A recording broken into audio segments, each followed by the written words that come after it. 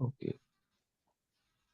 So after this, so I believe Ukraine, I mean, there is a significant population of Jews inside Ukraine.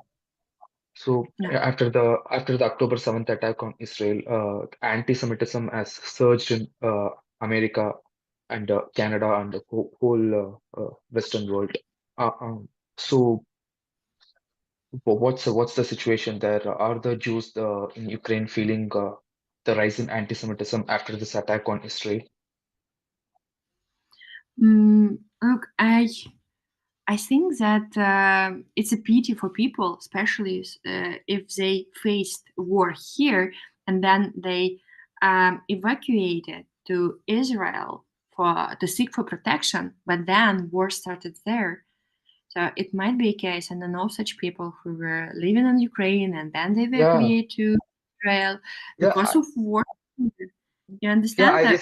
And I recently interviewed an Israeli journalist. She left Russia after the 2022 war to protect her Mhm. family, and she came to Israel, and now Israel is also in the war. So I think Yeah, the so yeah, it's really horrible. but here in Ukraine, we do respect any nationality of people who live here, who came here as a tourists. We do really respect people, and even for people from Israel, they have a city here in Ukraine, uh, which they respect very much in terms of their religion, and they came there every year, and we do support it, and we demonstrate that we are welcoming them. And this city is important for their history and for their religion, and we create all the conditions for them to spend a good time there. So we do Okay, respect it, and I know that from my childhood that we are welcoming them. okay, okay. So Ukraine is predominantly an Orthodox Christian country. Yeah. So is it possible for Ukraine to completely fuse and meld with the Western Europe and Central Europe, which are not Orthodox Christian? But we live in 21st century. We need to understand that at the end of the day, we are all humans, and we need to respect each other's borders, and do not evaluate someone's based on their gender, based on their religion, sexual orientation, and so on and so forth. Like, we are living in a civilized world. It can be a reason for us to find enemies in the world just because we have different religion and we read different books describing our gods. I mean, this shouldn't be the Okay. case. We need to respect each other. It's a slap in the face. Yeah. That, that, that answer is okay. Why? Mm. No, no, that answer is a slap in my face. Like, but why? Like, No, no, no, no. I mean, the question, the framing of the question itself is, I'm saying it's incorrect. I mean, Yeah, I should have even thought about. if I'm saying that I should have thought about this. Yeah. I see. I mean, just we need to be kind of responsible for what we are doing, and Okay, okay, to see the bigger picture, and okay, to okay. try Mm. uh, No, I'm consuming too much of news and media. I just got stuck in that spiral. Sorry.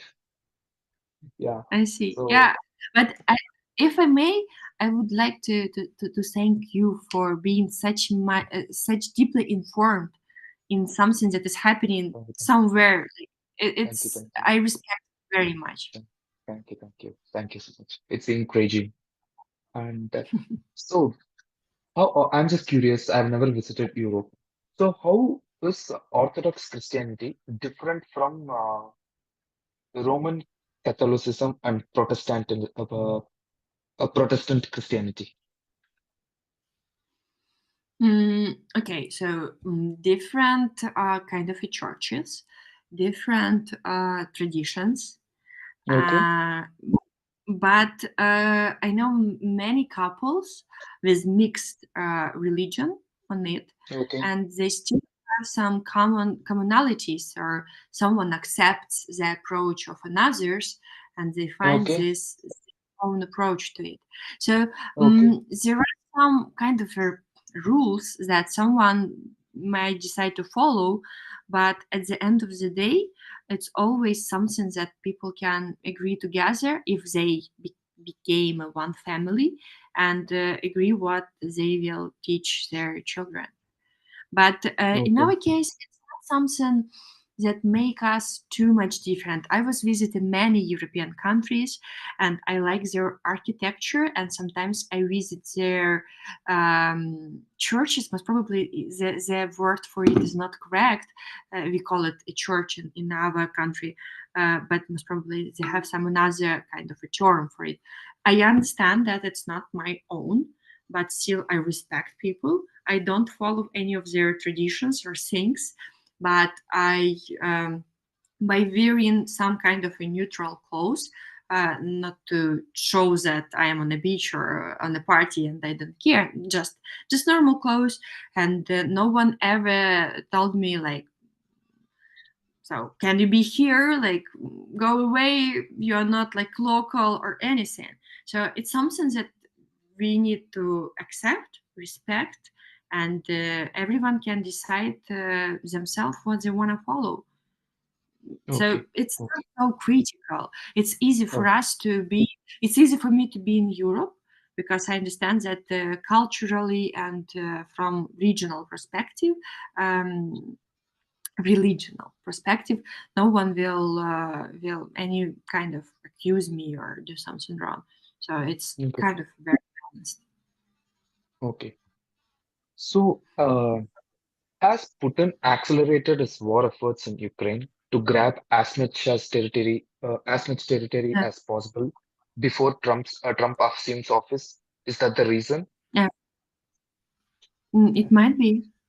Yeah, at least what I can read in news here in Ukraine right now, that um, like Trump's position is not to give our territory back to us somehow, but to stop the conflict itself. At least what I can read in the news. I don't know what what is in his mind, and I bet no one really can know for sure. But at least in our case, in our news, we see that it's something about like stopping the conflict, but not let some anyone to win in full scale, like to get all territory back or to get all territory to Russia or Okay. something. It's kind of something in between.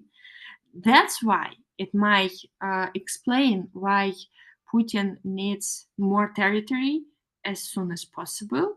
So to get more as a result of this frozen conflict. Just a wild guess. I don't know for sure, and I'm afraid no one really knows for sure. Okay. Okay. I understand. Okay.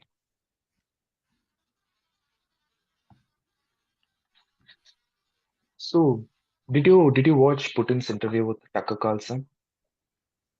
Not really. As okay, in our news we have some citation of it. So some of news channels they're showing some parts, the most interesting one. But for me as a Ukrainian, it would be not that easy to spend No, so no, much no. time. So, no, no, no, no. I mean, it created a lot of. I mean, how was Putin's interview with Tucker Carlson received in Ukraine?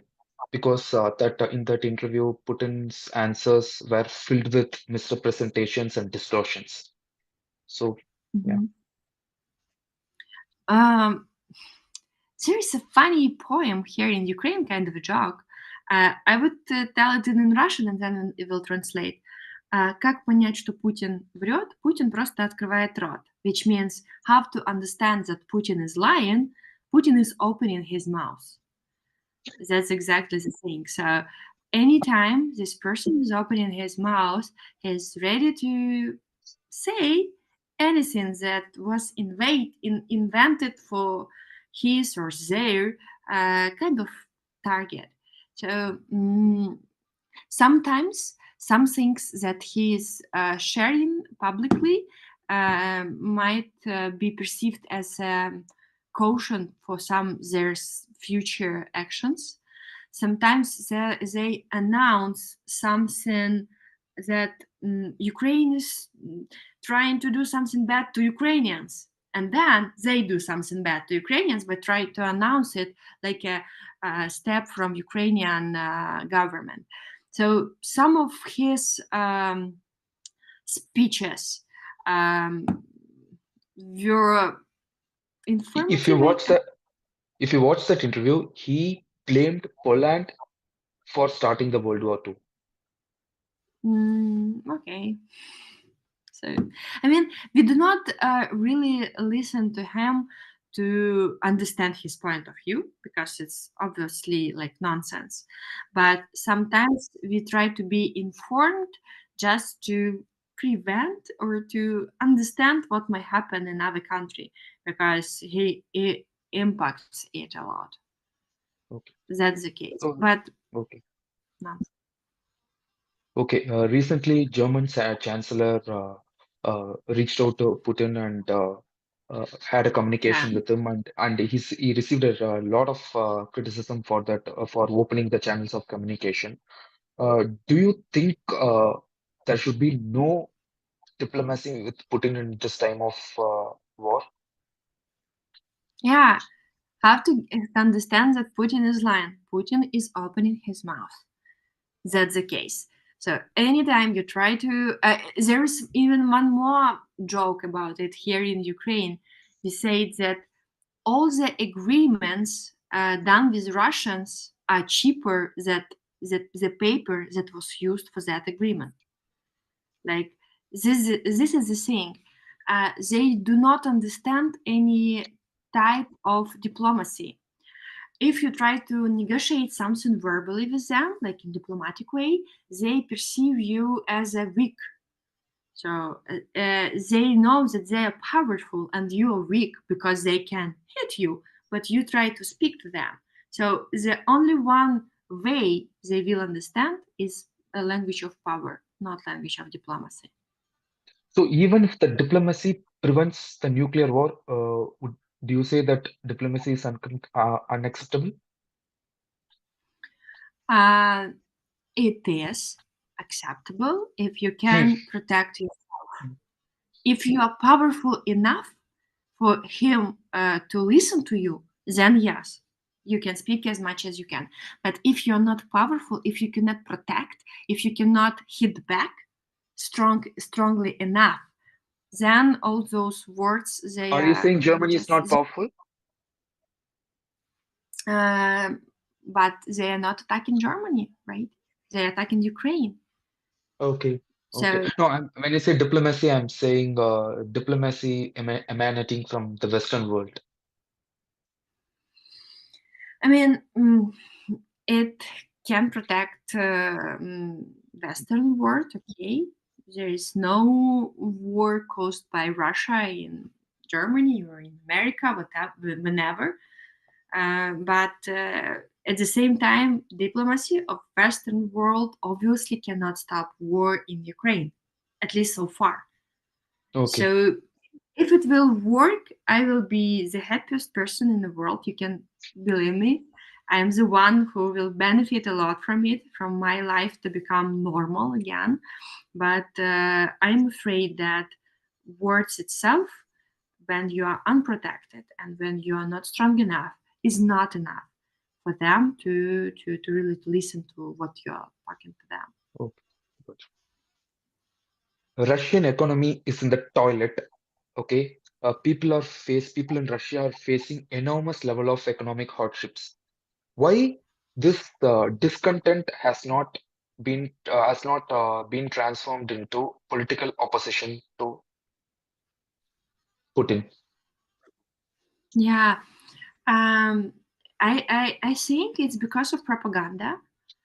Mm, And because of weak level of their education, and the majority of people in Russia, they don't have any foreign passports, so they have never traveled abroad, so they have never seen how people live, and they perceive the world from only their television, from the messages, from the narratives, from their media, which makes them think in the way their government want them to think.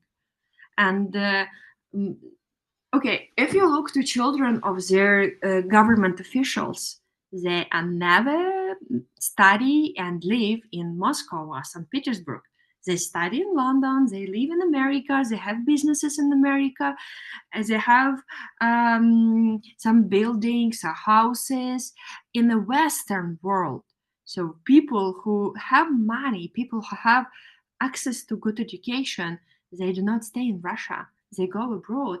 But the majority of people in Russia, they are um, very, very uneducated, and they don't have access to informational sources, basically to YouTube, to media platforms. So they do not have even a chance to know, to learn that the world is bigger than Russia, and there are other ways of live, a part of the life they are living in Russia. That's why they are okay with something that is happening. It's their reality, it's their normality. Okay, okay. So, countries like Brazil, Argentina, India have an enormous level of geopolitical influence.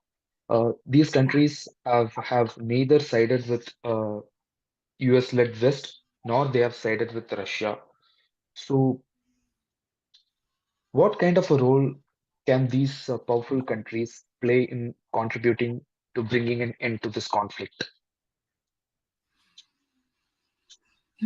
Look, it's a very good one. It's a good question. And I believe that power gives you responsibility at the same time. And if you are powerful, you should use this power with responsibility. And if you really believe, if these countries really believe that they can change the world for better, they can prevent new wars from happening, they can help to fight for independence and civilization and democracy, they should definitely play their role and to become part of a history, world history, as a powerful players who change something for better. It's easy, I guess so. It's easy to be on a dark side because it's not so demanding, it's not so complicated. You just do your worst and just observe what is happening. But in a long term perspective, it's always great to play in the light side and to be good, to do some good stuff, and to support good people. And I hope, I pray for people all around the globe to understand their power in making this world a better place. Okay, okay. So there are a lot of stories that say that how the Russian troops are demoralized, how they don't want to fight this war anymore. But the level of atrocities and the crimes that they have committed inside Ukraine, it does not reconcile with the with this story. How do you explain this? Yeah, so true. Maybe people would want them to stop acting crucially and to be interested in this war, but at the end of the day, they are just criminals. They just receive an access to some resources, and they wanna get something to themselves. When they were escaping from my region, from my native town, they were stolen like everything. And the same happened in central and north part of Ukraine, near the Kiev. when they were escaping in 2022, they were also trying to stall as much as possible of everything. There were a lot of videos with like TV screens from Ukraine. There's machines from Ukraine with some jewelry. So they were trying to stall everything they can get. And this is something that really might motivate people like them to stole some, I don't know, washing machine from another country to bring it back to your wife and to show that how great husband you are. You just raped a small girl, killed her mother, and get some, I don't know, golden jewelry, and you bring some washing machine to home, and now finally you have it. Like, this is the level of civilization they have. And Okay. Okay. Can you use a bad language if you don't mind? please.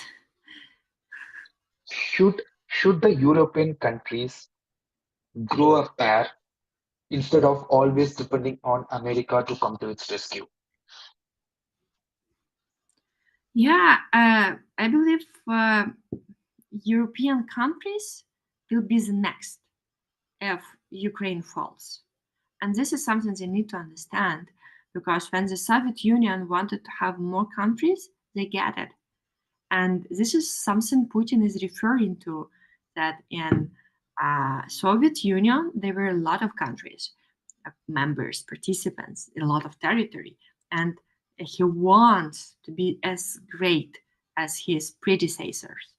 That's why if something bad is going to happen in Ukraine, and the Russian army will become bigger, and the next countries will be in Europe. He will not stop. He will not stop, because there would be no reason for it. Like, you want, you get what you want. Try to challenge yourself with something bigger. Uh, mm, it's a big like alarm to all European countries. Okay.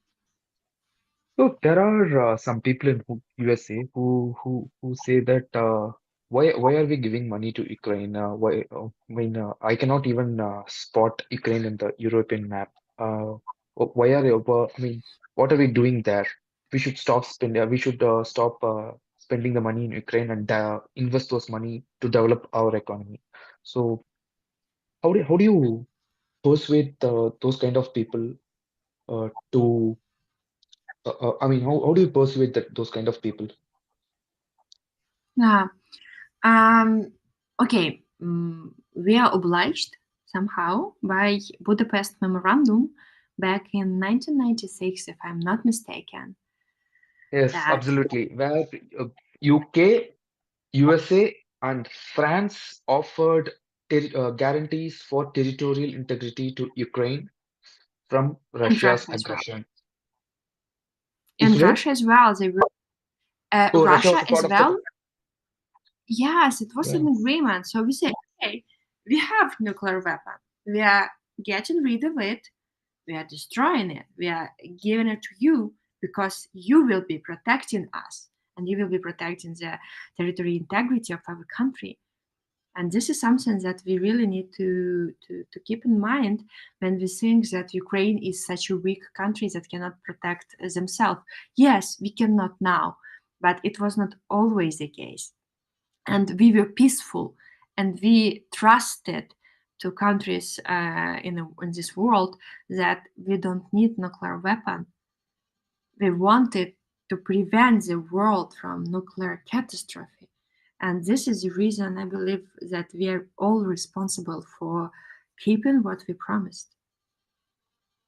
Was it a monumental stupidity to give up nuclear weapons after the disintegration of Soviet Union? I mean, Ukraine giving up nuclear weapons. Look, uh, back then I was happy for it. I was pretty small girl at that moment, and I was happy for it to understand that we are living in a peaceful world. We are civilized. We don't need it.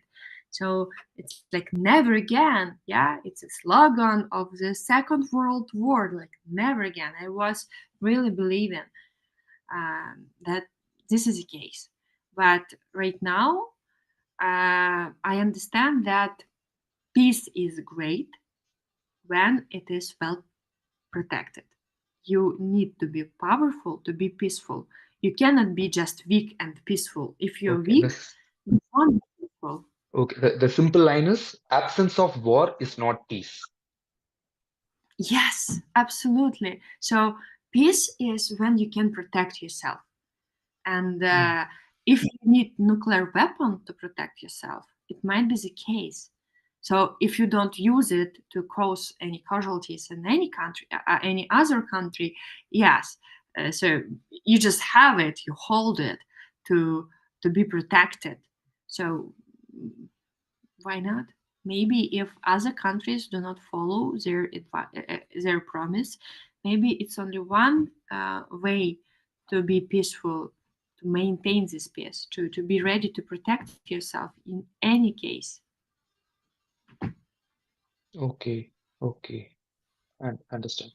And there are a lot of ethnic Ukrainians spread across Europe, be it in Latvia, Estonia, Poland, everywhere. What kind of a role can they play in shaping and shaping the narrative about Ukraine? Yeah. When I was abroad in the beginning of full-scale invasion, I was attending every possible demonstration, protest, in a lot of interviews to attract as much attention as possible. In Switzerland, Yes, I was traveling to Vienna, to Austria, to Milano, Italy. So I was trying to attend as many occasions as possible to attract as much attention to war in Ukraine as possible.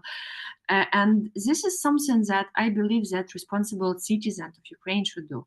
So we sure we need to adapt to new reality, to new country. We need to integrate, to learn their language, to try to understand their culture. But at the same time, integration means that you remain yourself and you bring your authenticity to your new place as well.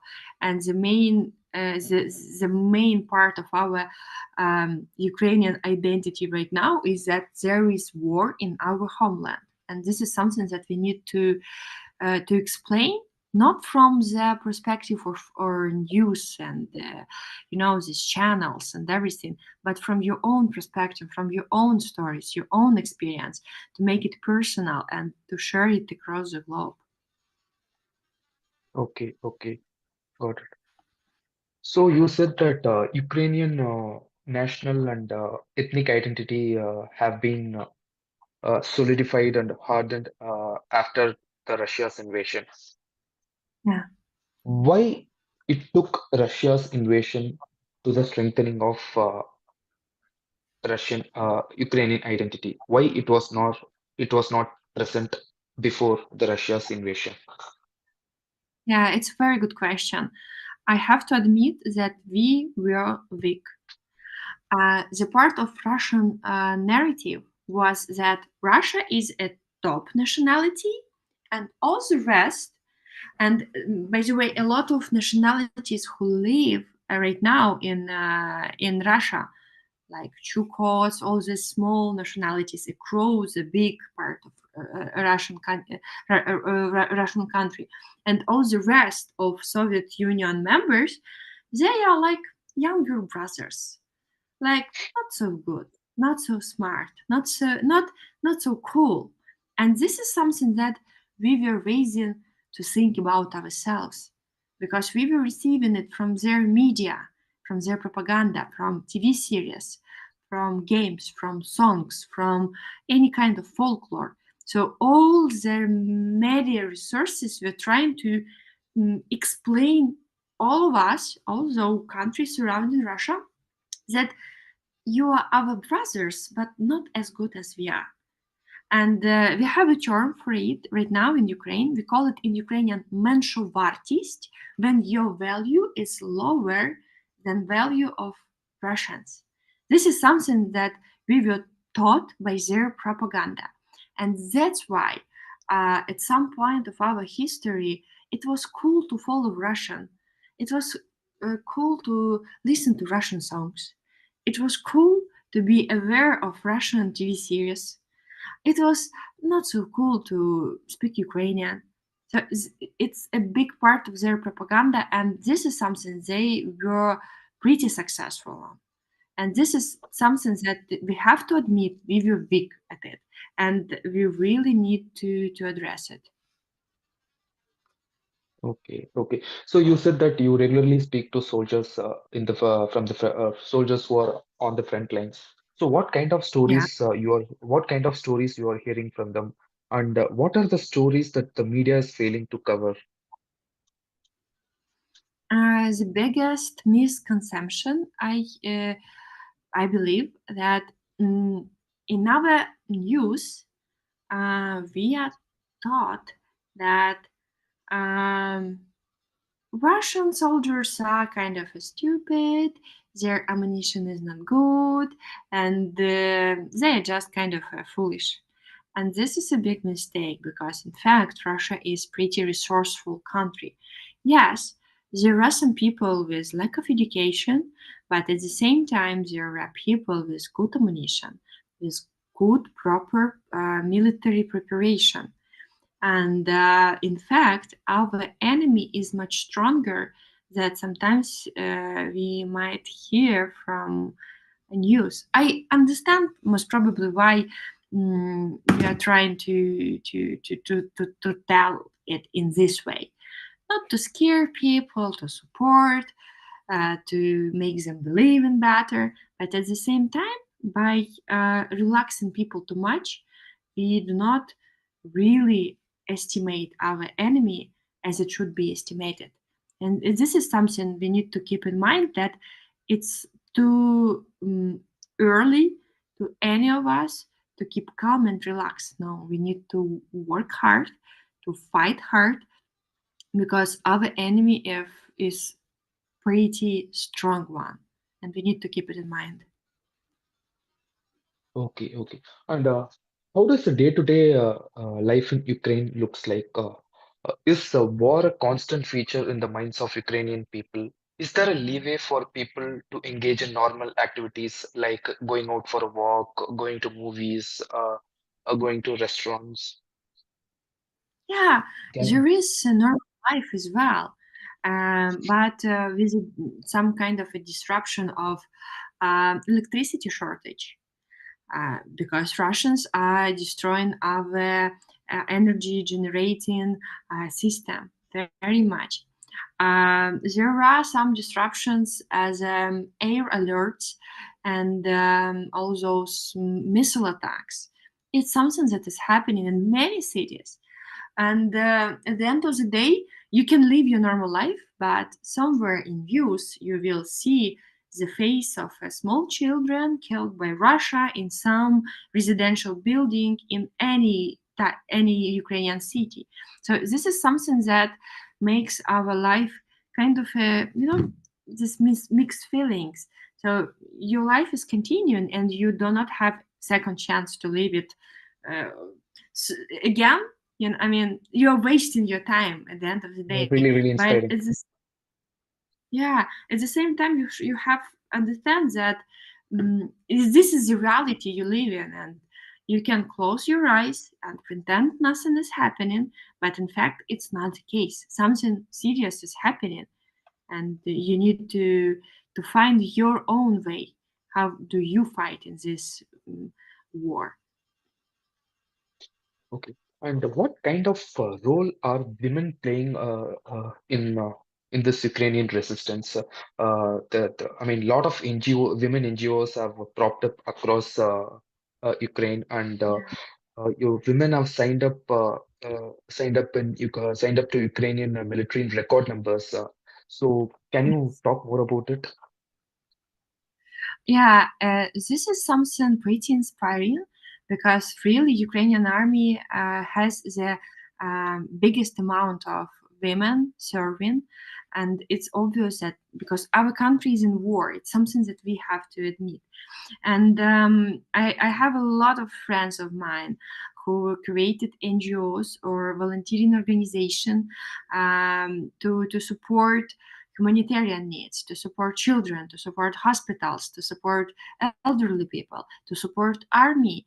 And this is something I also find myself interested in, to help people, to help hospitals, to help people in need, to help people to rebuild their homes, because this is the ugliest possible war happening with all of us right now.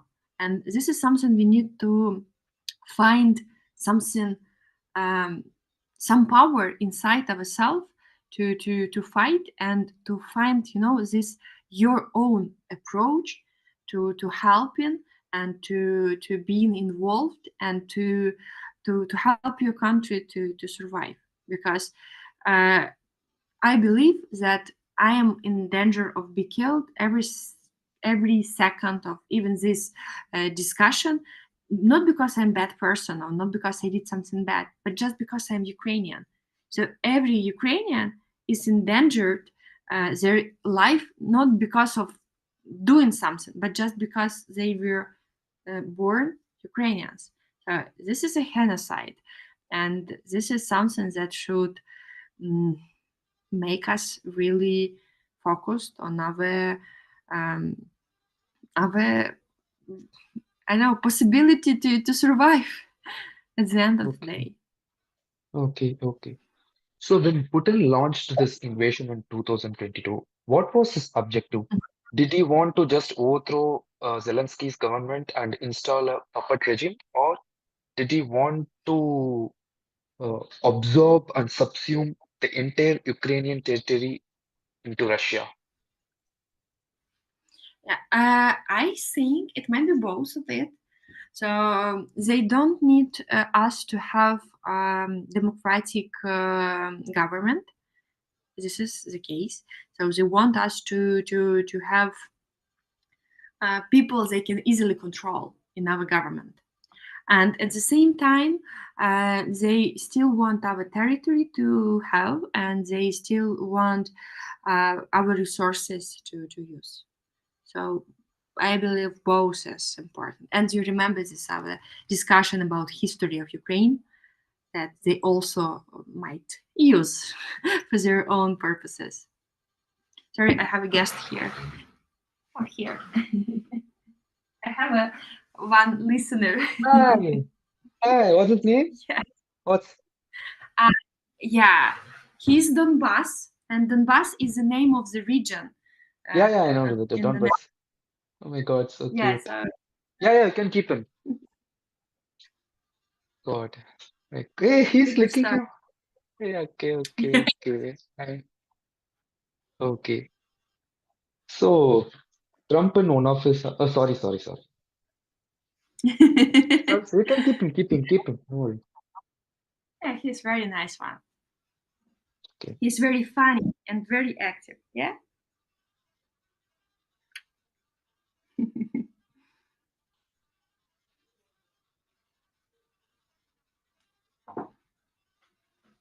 So, Trump recently in one of his interviews said that he will bring the war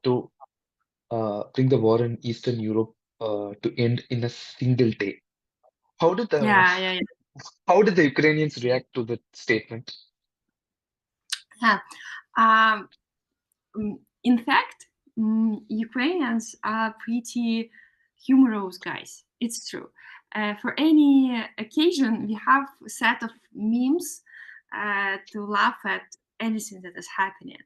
And when he became the president, when he won an election, the first very popular joke here was that, okay, Trump will become a new president.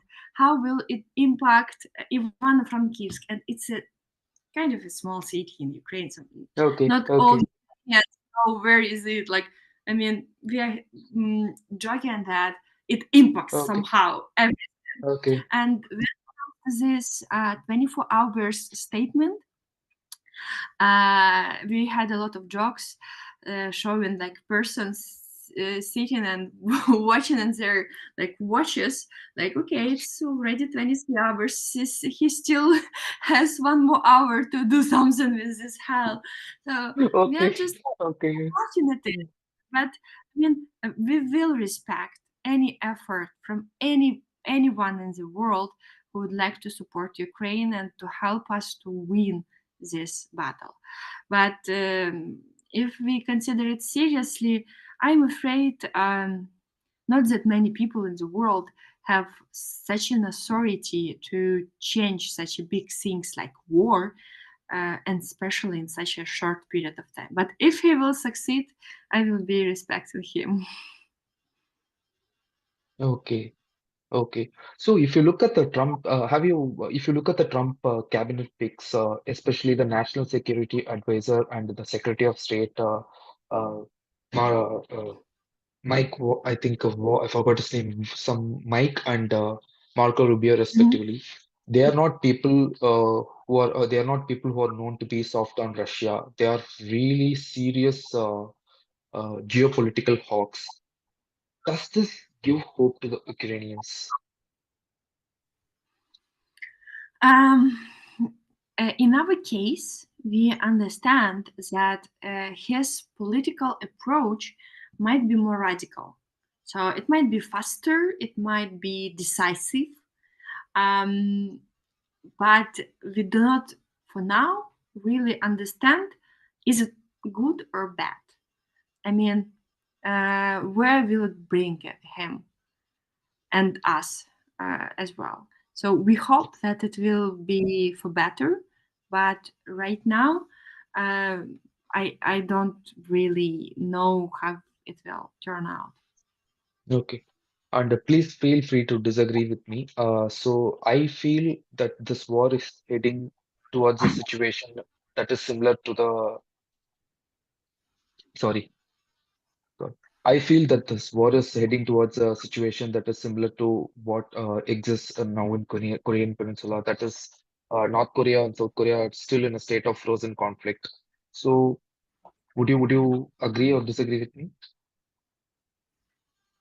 It might be a case, and Mm. once again, it's a complicated solution decision, where when we have to measure more deaths, more killed people, more destructions, but to fight or to stay where we are and to save people's life.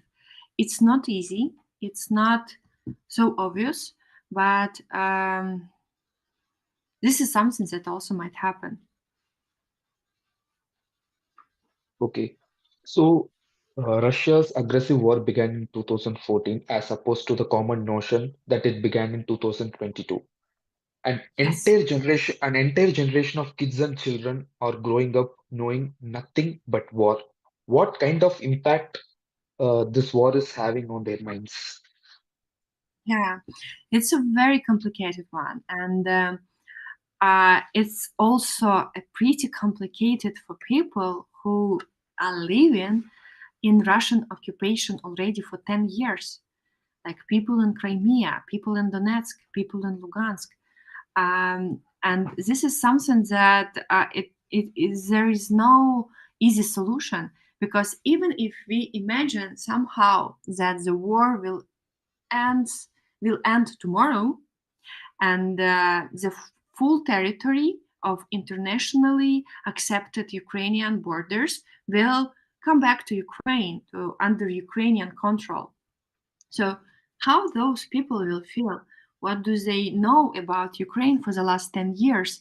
What is their attitude? Maybe their mindset is switched that much to Russian propaganda that they do not really feel as part of Ukraine. They might have Ukrainian passports, but are they Ukrainians by their soul right now, by their mind? It's not an easy one.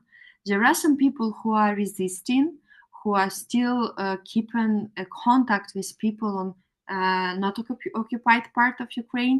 They receive some news, but at the same time, there might be people who do not receive such news, so they do not know what is happening in the rest of Ukraine during the 10 years. So it's not like a day or months, even not a year, like it's almost a decade. So this is something that impacts a lot. And there are a full new generation. If this war will continue a few more years, there might be soldiers that were born and rise during the war. So it's not easy. It's Okay. something that would Mhm. make it even more complicated in future. Okay. Got it. And what kind of a role the wife of President Zelensky, Olena Zelenska, is playing in lifting the morale of the Ukrainian people? Has has she become someone who the young women in Ukraine are looking up to? Yeah, I believe she is, especially in the beginning of full-scale invasion. She became a symbol of Ukrainian femininity working towards Ukrainian victory. So she is a symbol 100%. And I believe she's an amazing first lady of our country. I'm grateful for all the efforts she's doing to help people in Ukraine, to help children, to help people who were forced to leave their homes.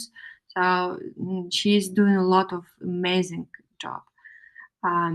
Maybe historically wise, in some point of time, we will know something or we will have other examples to compare, and maybe we can challenge some things.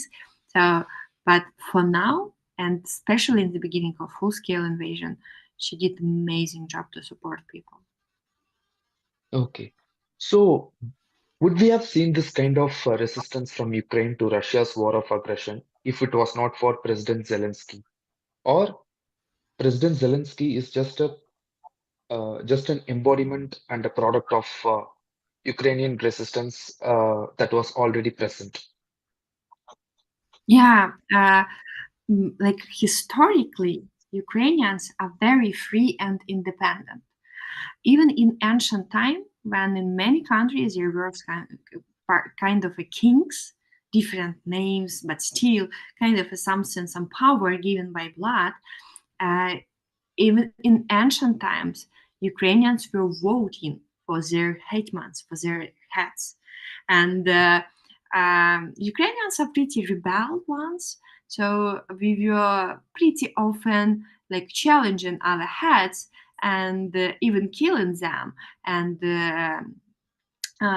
pushing new elections. So democracy is something that were in Ukrainians' blood many centuries ago. So this is something that distinguishes us as a nation. And from one side, Volodymyr Zelensky, our president, he really demonstrated to the whole world how strong and how um, kind of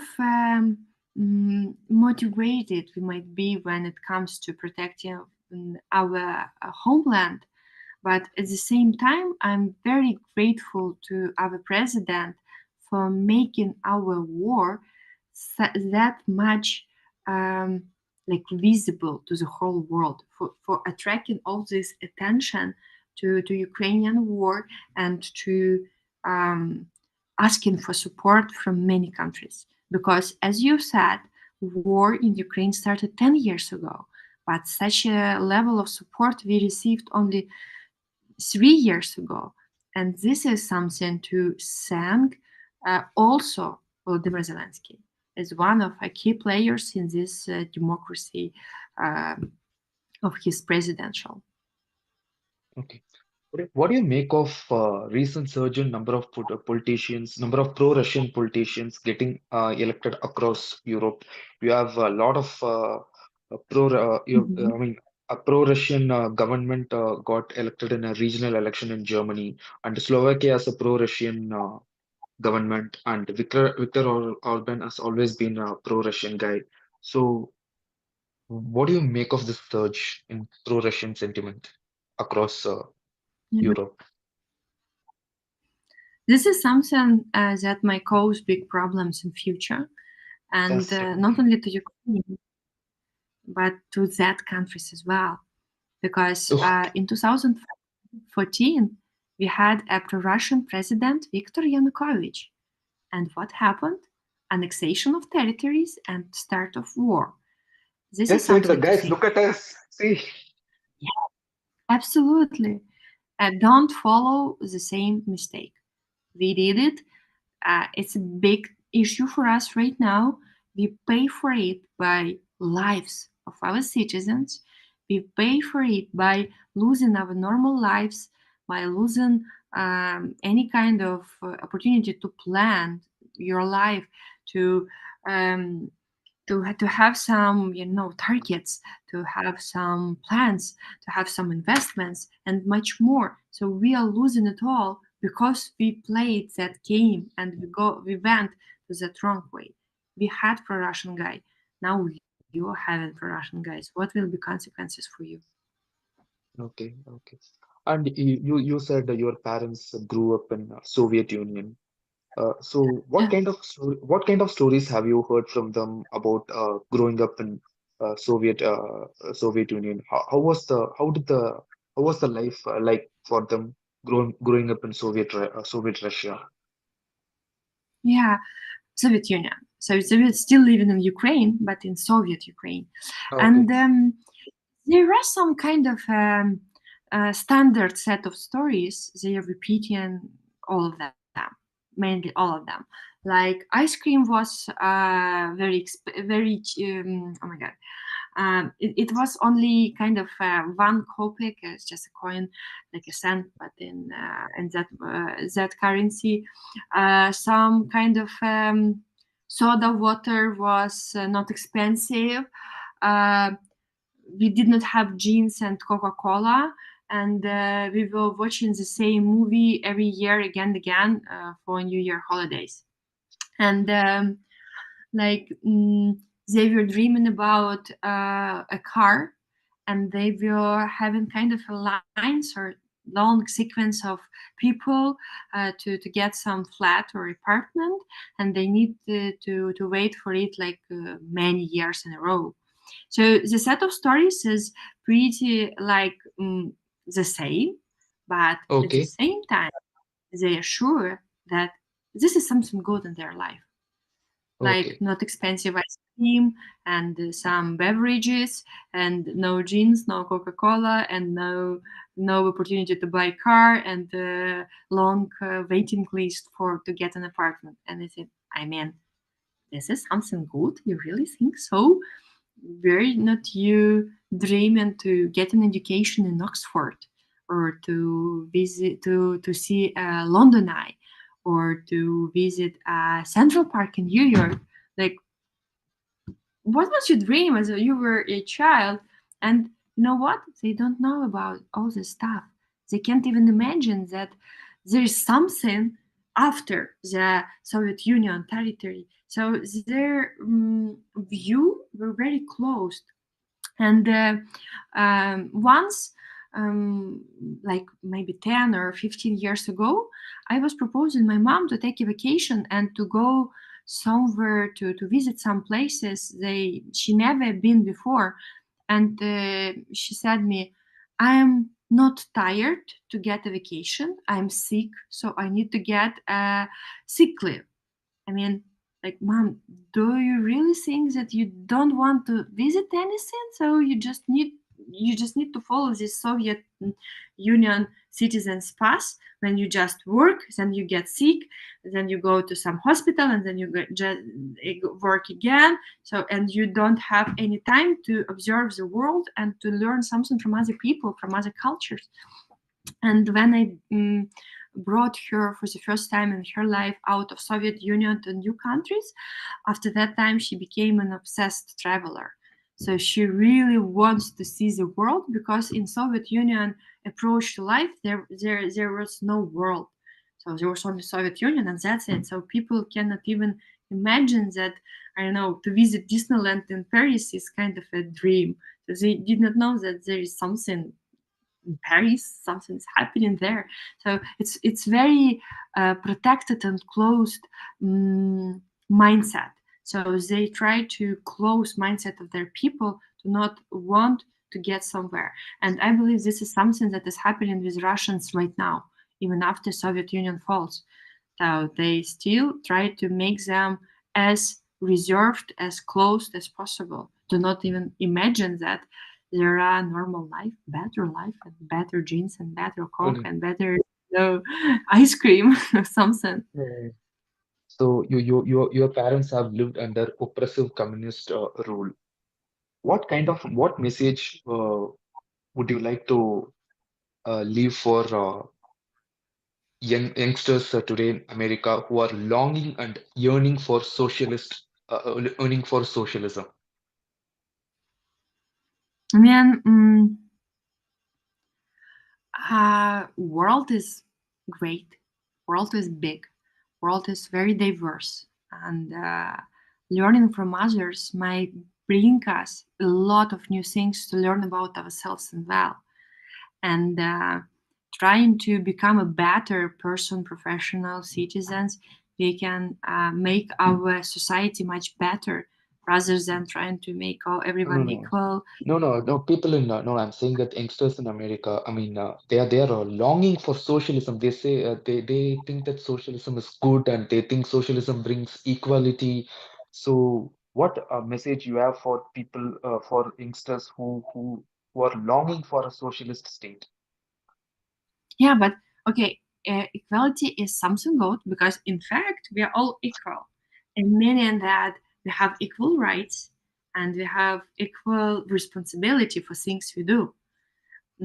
So it should be like fair, but we are not equal in terms of our views, of our Yeah. opinions, our approaches. And this is something that we need to keep in mind, that diverse world can give us even more than understanding that all of us are somehow the same.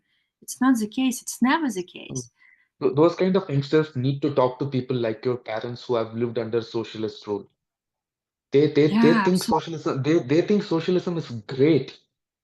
Like, there are a lot of people in India who think communism and socialism are great. It really sucks. That's the truth. Yeah, I can imagine.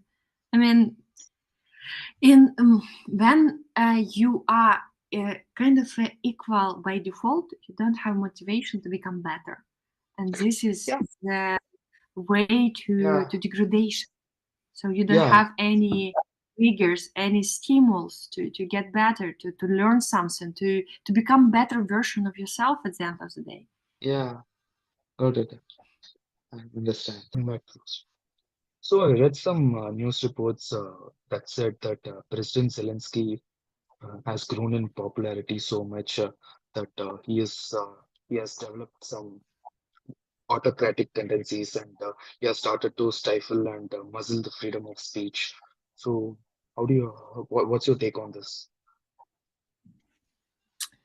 Um, Look, during the war times, to have some proper moderation of public speeches might be a real need for the sake of country's safety. So in some part it might be okay, but from another side, we need to still remember that Ukrainians are so brave and so independent and free that nothing can stop us in our approach to Okay. democracy. No, no. It will not work. Like, I mean, if someone will tell, like, now shut up and follow my guidance, like, it's not the case at all. It's a very delicate balance, right? You have to strike a perfect level of balance between national security and civil liberty. Absolutely, absolutely. It's always the sake of balance. Okay. Got it, got it. And so, if Putin Oh my God, I don't know. Okay. Oh, I'm really okay. Fine. God forbid. But if Putin, successfully uh, capture, I mean, sorry, God forbid. But if Putin succeeds in his territorial ambitions in Ukraine, do you think Mhm. he will stop there? Do you think he won't go to Poland or Estonia or Latvia? No way he stops. Like, you want something, you do it, and you succeed. What is the next step? To want something bigger and The to thing is, challenge yourself. No, the thing is, Poland, Latvia, Estonia, they're all a part of NATO. But NATO. Yes. So NATO has Article 5, which states that an attack on one is attack on all of us. So this might prevent him from going into a NATO territory. Um, it should, but No, let's no guarantee. remember our Budapest Memorandum. It also guarantees that anyone would try to get any kind of a part of our territory, all the nuclear countries will support us, will stand by our side. But in fact, something went wrong. So I have no right to judge the ability of NATO to respond. I'm just recalling my own history. There were Okay, some agreements aimed to protect us, but at the end of the day, it happened what happened. So who knows what will be in case of further expansion of Putin's ambitions, like territory ambitions. okay. In 2021, during the peak period of COVID, Mr. Putin wrote a lengthy letter stating that how Ukraine has never been an independent country, how Ukraine has always been a part of Russia. It was filled with uh, distorted lies and fabrications. What was the reaction like in Ukraine when he published this letter? Was it Look, did the Ukrainians find any indication of an aggression from Russia at that time? yeah, it was obvious that they did not consider us as people with the right to have their own country. So it was obvious at that moment. It was even some um, state that Lenin was the one who invented Ukraine. So there were a lot of laughs here in Ukraine, meaning that when Lenin lived and when Ukraine was starting to exist. So it's obviously it shows his attitude. It shows what Russians might think of it, and it warns us to be ready to his aggression. Definitely.